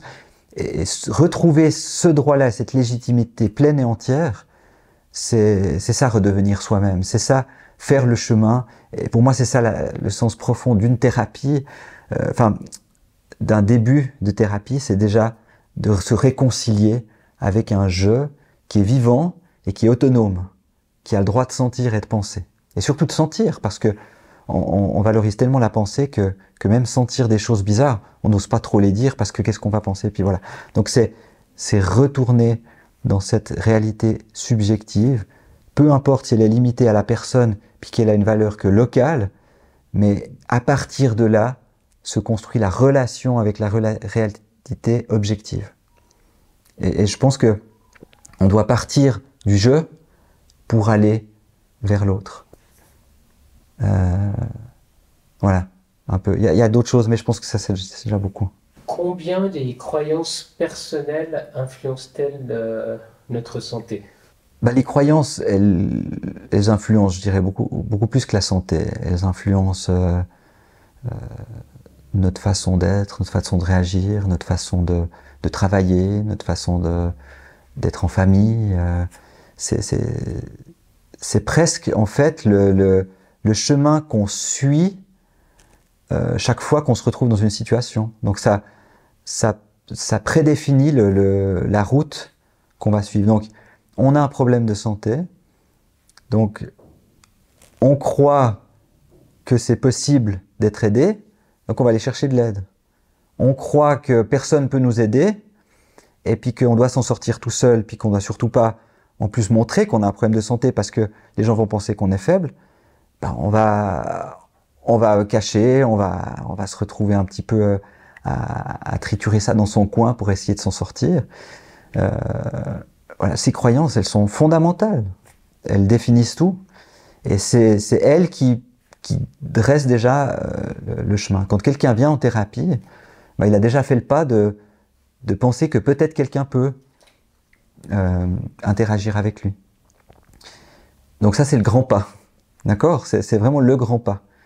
On ne peut pas aller plus loin et puis on ne peut pas tellement aller à la rencontre et puis aider quelqu'un tant qu'il n'y a pas ce pas-là. Après, les gens ont plein de conseils, d'astuces, de sagesse personnelle et familiale, voire ancestrale pour s'auto-guérir. Donc voilà, il n'y a pas toujours besoin de faire ce pas. Mais quand on ne trouve plus la solution, bah, c'est le pas qu'on fait. Et là, il y a énormément de croyances qui influencent l'image qu'on a de soi, qui influencent le fait qu'on croit qu'on ne peut pas guérir parce qu'on n'est pas capable, de toute façon on est capable de rien. Donc c'est là-dessus qu'on travaille en fait. On devrait commencer par les croyances. On devrait être très au clair avec les croyances de la personne qu'on a en face de soi avant de faire quoi que ce soit. C'est le point d'ancrage en fait dans lequel se trouve une personne qui est là en face de nous. Et une fois qu'on rencontre un peu ça, on voit la malléabilité aussi de la personne. Il y a des croyances très rigides, il y en a qui sont très, très souples. Si c'est trop souple, il faut aussi un peu se méfier, parce que ça veut dire qu'elle va croire tout ce qu'on lui dit, puis elle va sortir, puis elle va croire tout ce que lui dit la prochaine personne, donc ça va pas changer grand-chose. Donc il faut qu'elle ait un ancrage avec une souplesse. Donc on doit pouvoir aller à la rencontre de cet arbre de croyances, si on veut, ou cette bibliothèque de croyances, comme une collègue peut le dire. Et une fois qu'on a accès à ça, ben, on peut rendre attentive la personne à ses croyances, puis c'est à partir de là que commence en fait le chemin de guérison. C'est un des chemins en tout cas, un des chemins essentiels de la guérison. Si on veut donner une autonomie à la personne dans son chemin. C'est le choix que j'ai fait moi, de dire toute personne est autonome pour aller mieux, et c'est pour ça que moi c'est très important qu'elle trouve son axe pour pouvoir après travailler sur sa guérison. Donc je vais toujours explorer ça. C'est sûr que si on travaille différemment, puis qu'on veut que on n'est pas très attentif à cette notion d'autonomie, ben oui, la personne peut avoir besoin de nous, puis ça nous valorise, puis nous on sent qu'on est utile, et puis on continue à la voir, puis à la voir, puis à la voir, puis la personne, il peut y avoir une forme de dépendance qui se développe aussi dans les soins. Donc c'est important de ramener la personne à ses propres croyances, à ses propres moteurs et à ses propres outils. Quand on entre là-dedans, on est dans une dimension de la personne qui est l'être. Je disais ça dans le sens de dire, on n'est pas dans le faire. On ne va pas commencer à faire des choses. On va essayer de toucher la personne dans ce qu'elle est vraiment. Comment elle se voit, comment elle se sent et comment elle se pense. Et si si la personne peut toucher, accéder à cette dimension-là, alors après elle peut commencer à se réinventer et à réécrire un petit peu son script du scénario de la vie, comment elle peut la mener, comment elle peut commencer à introduire des modifications. Mais c'est vraiment un des éléments centraux de la santé. Tu fais partie d'une association de motards, je suis pas sûr du nom, c'est les Templiers, c'est juste? C'est ça. Ouais. Est-ce que tu peux nous en parler? Qu'est-ce que fait cette association? C'est les Templiers post tenebras lux. Après les ténèbres, la lumière. C'est alors bon, le mot Templier est inspiré des Templiers qui étaient à la base les chevaliers qui accompagnaient les pèlerins sur le chemin vers Jérusalem. Donc ils étaient alors fervents croyants, d'accord, chevaliers et pratiquants. On revient à quelque chose d'holistique, de global. Et voilà, ils accompagnaient. Puis les Templiers, c'est une association de motards qui vient en aide aux enfants victimes de harcèlement et d'abus sexuels et de tout ordre.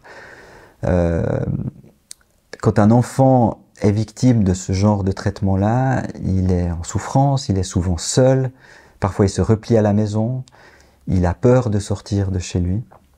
Et puis cette association vient en aide, les familles peuvent appeler, les Templiers vont à la rencontre de ces familles, rencontrent l'enfant et proposent, par exemple pour quelqu'un qui a été victime d'un abus, puis qui doit aller au tribunal, qui va être face à son abuseur, d'accompagner l'enfant au tribunal, d'être autour de lui, de le protéger si c'est nécessaire. Bien sûr, il n'y a aucune violence là-dedans, c'est plus un bouclier si c'est nécessaire, puis un soutien moral. Et l'enfant peut comme ça plus facilement sortir de chez lui, reprendre confiance, aller au rendez-vous auquel il doit aller, retourner à l'école s'il n'ose plus y aller, et reprendre un petit peu. Et puis parfois cet accompagnement, il est vu aussi par l'extérieur.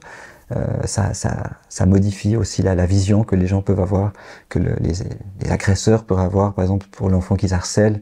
Waouh, il est protégé, il faut qu'on fasse attention. Et il y a aussi un peu cet effet-là. Mais je crois que l'effet premier, c'est vraiment cette protection et ce soutien. Donc il y a une cinquantaine de motards en Suisse romande qui sont rassemblés dans cette association de tous les cantons. Donc c'est intercantonal. Et puis on se rassemble une fois par mois pour faire un peu le point. Il y a des événements qui sont organisés. Et puis il y a beaucoup de demandes parce que ça a été un petit peu médiatisé ces temps. Puis en tant que psy, j'interviens comme psychiatre, j'interviens dans un comité d'évaluation où toutes les situations sont discutées. Puis ça permet un petit peu de réfléchir aux situations. On passe pas une heure, mais quand même un moment pour voir s'il y a des besoins particuliers, des choses particulières auxquelles on doit faire attention quand on va aller dans une famille ou avec certains enfants. Parfois, ça peut m'arriver d'aller moi-même aussi dans la famille parce qu'il y a des choses délicates à traiter, des questions délicates à poser. Et puis pour pas faire de faux pas et puis pas passer à côté de quelque chose.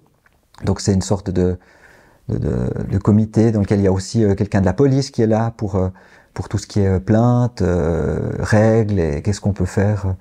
Donc ça permet de dire maintenant l'intervention vous pouvez la faire ou pas, il faut d'abord faire ci, on donne quelques conseils puis après ça se met en place. Il y a un parrainage qui est mis en place puis après il y a souvent une intervention qui est faite où les motards accompagnent symboliquement et avec force aussi avec une vingtaine de motos l'enfant à l'école pour marquer le coup. Et puis souvent c'est le déclencheur d'un changement et ça permet dans pas mal de cas, il n'y a pas encore de statistiques, dans pas mal de cas d'améliorer la situation. Donc ça joue vraiment sur l'aspect théâtral du motard, un petit peu comme la cavalerie qui vient sauver la veuve et l'orphelin, et puis on se sent protégé par des moteurs puissants, un groupe, j'imagine des blousons. C'est ça, blousons noirs, c'est vraiment, beaucoup sont Harley, enfin c'est vraiment cette ambiance motard qui fait un peu peur, puis il y a un côté en effet où on peut se retrouver dans quelque chose qui est presque une mise en scène. Mais puis en même temps c'est réel, ça se passe vraiment. Il y a vraiment des directeurs qui regardent ces motards arriver autour de l'école et puis qui voilà, qui réagissent, certains bien, puis qui disent ben c'est bien ce que vous faites pour les enfants, ils sont contents. On essaye d'avoir les meilleurs liens possibles aussi avec les institutions. Et puis d'autres qui réagissent mal, puis qui trouvent que c'est de la violence. Enfin voilà, il y a toutes sortes de réactions. C'est en train un petit peu d'évoluer par rapport à ça. Ouais. Ce dont on vient de parler, ce qu'on vient d'évoquer là, cet aspect théâtral et tout ça, il y a quelqu'un qui a beaucoup travaillé dessus, c'est Jodorowsky, le théâtre de la guérison. Je ne sais pas si tu es familier de ses écrits, où il y a un aspect théâtral qui entre très fort dans le processus de guérison. Et il le met vraiment en valeur et en avant. Pour lui, il y a un acte théâtral, dramaturgique, à faire jouer ou dans lequel peut intervenir la personne qui cherche à se guérir de quelque chose. Je trouve que ça, c'est vraiment utilisé dans ce sens-là, qu'on joue sur ce décorum du motard qui est impressionnant et tout ça, puis que ça fait un effet sur les autres. Est-ce que tu aurais quelque chose à rajouter à cette réflexion? Oui, alors j'aime beaucoup Jodorowsky, j'ai plus lu ce qui concerne la psychomagie. Je connais un peu le théâtre de guérison, moi j'ai moi-même pratiqué du psychodrame.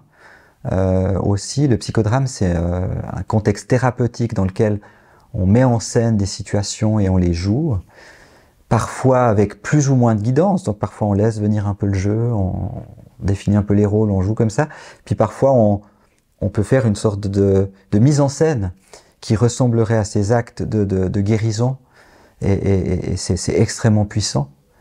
C'est quelque chose qui s'apparente à une forme de transe, parce que quand on rentre dans un rôle, ben on est dans un autre soi. Donc on est dans un état un peu différent de soi-même, et puis du coup d'une conscience qui forcément change. Puis donc ces actes sont très très puissants pour agir. Puis en effet, c'est quelque chose de cet ordre-là, je pense, avec ces motards qui se joue, qui s'agit dans le concret, où on va flirter avec la limite, on va être dans la transgression sans être dans quelque chose qui abuse ou qui dépasse la règle. Donc c'est transgresser, c'est pas négatif. Ça, c'est important de comprendre. Je pense que le théâtre de guérison, et Jodorowsky est très transgressif. C'est de la thérapie de la transgression. On va plus loin que ce qu'on a l'habitude d'aller. C'est ce qu'on fait avec un état élargi de conscience. On transgresse notre habitude de conscience pour être dans un état de conscience différent. Et c'est ça qui fait peur. Parce qu'on sort de ces choses habituelles dans lesquelles on se trouve. C'est pour ça qu'il y a des réactions, c'est pour ça que ça aide aussi, parce que quand on en est sorti, puis qu'on l'a vécu, puis qu'on est toujours vivant, waouh, ah ouais, c'est cool, ah ouais, c'est vrai que je peux quand même le faire, je peux me permettre, puis pour les autres qui l'ont vécu en face, bah ça fait aussi bouger des choses. Donc je crois que là, il y a quelque chose d'important qui se dit là, au niveau de cette transgression, parce que je pense que si on n'est pas transgressif dans les soins, on reste dans ce qu'on sait, et puis on tourne en rond. Et je pense qu'on doit se permettre d'aller un petit peu plus loin. On doit se permettre de faire quelque chose qui n'a jamais été fait avant, sans mettre en danger. Donc on doit faire preuve de courage, mais peut-être pas de témérité, et prendre trop de risques. On doit trouver un peu la juste transgression. Celle dans laquelle tout à coup on dit à une personne, bah tiens, on va faire un avion à papier aujourd'hui, puis on va le lancer par la fenêtre. Mais pourquoi? Non, je sais pas, j'ai pensé à ça. Puis on fait ça. Puis la personne, elle le fait, puis on discute voilà, puis ça m'a fait tellement du bien de lancer cet avion par la fenêtre. Et puis voilà, on fait des choses comme ça qui ont parfois aucun sens, mais qui prennent du sens. Et puis qui sont transgressives parce que déjà on n'est plus des enfants, donc on fait plus des choses d'enfants. Puis en plus on lance un avion par la fenêtre, puis ça se fait pas quand même, du papier voilà. On sait pas, cet avion peut-être qui va tomber dans les pattes de quelqu'un d'autre, qui va plus tard le ramasser, qui va voir cet avion, qui va repenser à des choses de quand il était enfant, il va le ramener à la maison, il va jouer avec l'avion à la maison. Il peut se passer tellement de choses. C'est pas négatif un avion qui est jeté par la fenêtre. C'est de la pollution. C'est peut-être de l'aide. Je sais pas. Voilà, je fais confiance. Parce que j'ai senti que c'était juste de faire ça, et puis que ça s'appuyait sur quelque chose qui est raisonnable. Le mot de la fin, quelque chose qu'on n'aurait pas abordé, ou simplement le mot de la fin pour conclure? Le mot de la fin. Je pense qu'il y a trois choses qui sont une aide puissante et simple, accessible à tout le monde, avec lesquelles on peut travailler par rapport au corps, aux émotions, qu'on peut appeler aussi, qu'on met parfois le nom de cœur ou d'âme. C'est pas la même chose, mais voilà, on va pas rentrer là-dedans aujourd'hui. Le corps, les émotions et l'esprit. L'alimentation. Et là, je m'inspire, quand je dis ça, je reprends, et je veux quand même le nommer parce que c'est quelqu'un qui a beaucoup d'impact sur ma vision, qui s'appelle Mathias De Stefano, qui est quelqu'un qui transmet beaucoup d'enseignements en anglais et en espagnol. Il est argentin d'origine. C'est un jeune, très jeune, qui a eu une enfance très particulière parce qu'il a eu des souvenirs de vie antérieure qui sont venus. En tout cas, ça a été nommé comme des vies antérieures, et avec une cohérence impressionnante, une connaissance aussi impressionnante. Et puis, il transmet comme ça les enseignements. Et puis, il dit souvent ces choses très simples, et j'aimerais les dire aussi, en insistant sur l'une d'elles. L'alimentation, c'est très simple de changer d'alimentation, et c'est très important d'explorer les aliments avec lesquels on est à l'aise, avec lesquels on n'est pas à l'aise, puis d'essayer d'expérimenter quels effets ils ont sur nous. Certains, ça va être plus la viande, d'autres, ça va être plus les légumes, d'autres, ça va être... Il ne faut pas croire qu'il y a une alimentation qui est juste. Il faut se permettre d'explorer l'alimentation et de faire ce travail-là. La respiration, quand on respire, on peut respirer calmement. On peut respirer vite, on peut respirer de toutes sortes de façons. Il suffit d'aller dans sa respiration pour déjà changer d'ambiance en soi. Donc ça a une immense influence. Et puis le rire, bien rigoler, voilà. Et là, je rajouterais le fait de jouer en fait, de rester enfant dans son âme, dans son esprit, dans sa vie, de continuer à s'amuser, voilà, rigoler, s'amuser, et de garder cet esprit d'enfant, de retrouver cet esprit d'enfant et de le cultiver et de pouvoir continuer à s'amuser avec. Voilà. Puis ça, je pense que c'est un peu le mot de la fin. Faut continuer à déconner un bon coup.